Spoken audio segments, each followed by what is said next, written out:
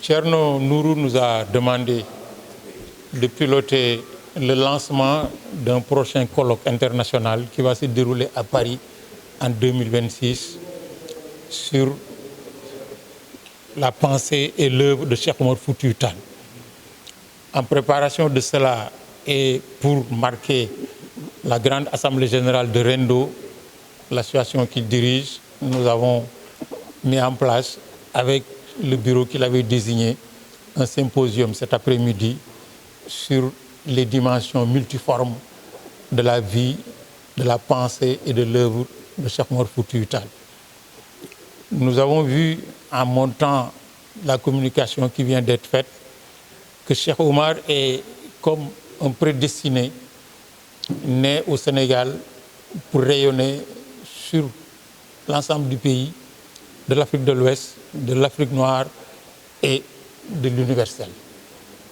Parce que tout dans le mythe, mais au-delà l'histoire de sa trajectoire, montre qu'il était venu pour participer à ce que j'ai appelé tout à l'heure de manière dynamique une œuvre de transformation de portée sociétale. Cheikh Oumar est né dans un contexte où le colonialisme se préparait, où malgré quelques foyers religieux extrêmement anciens dans l'ensemble du Sénégal, l'animisme et le paganisme étaient encore en vigueur. Et il est venu justement pour transformer tout cela dans le sens de la vivification du message du prophète sallallahu alayhi wa sallam à travers la confrérie Tidjaniya dont Cheikh Ahmed Tidiane, le fondateur, lui a fait très tôt accéder au grade le plus élevé et surtout à la mission de propager la Tidjaniya et l'islam à travers l'Afrique de l'Ouest. Et c'est la raison pour laquelle il est apparu dans l'ensemble des sources que nous avons consultées comme un panafricaniste avant l'heure. C'est-à-dire que l'espace du Sénégal ne lui suffisait pas. Et il s'est déployé jusqu'au Nigeria, jusqu'au Cameroun, en traversant tous les pays de l'Afrique de l'Ouest, jusqu'au Tchad, en Afrique centrale et au Cameroun. Il avait donc une idée extrêmement obsessionnelle de ce que Senghor appellera plus tard avec ses camarades la négritude.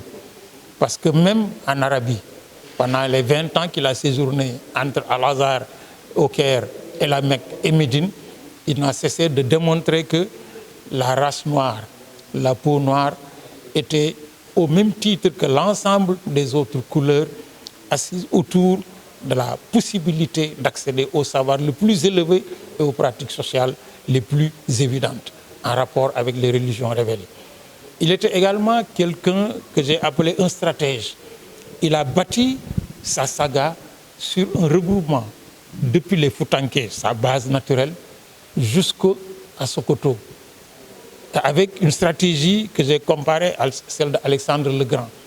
Dans tout l'espace de l'Afrique de l'Ouest, on a vu qu'il a contracté des alliances matrimoniales qui ont fait que tous les pays aujourd'hui d'Afrique de l'Ouest se réclament de l'héritage de Cheikh Oumar. Et c'est cela qui a fait le succès de son projet, de son programme, qu'il urge aujourd'hui de s'approprier dans notre pays, parce que c'est de là qu'il est originaire, pour l'ensemble de l'Afrique de l'Ouest, mais surtout pour l'ensemble des peuples noirs. Dans la mondialisation, Cheikh Oumar, à côté d'autres personnages illustres de la négritude, nous offre des éléments essentiels pour occuper notre place et toute notre place dans la mondialisation.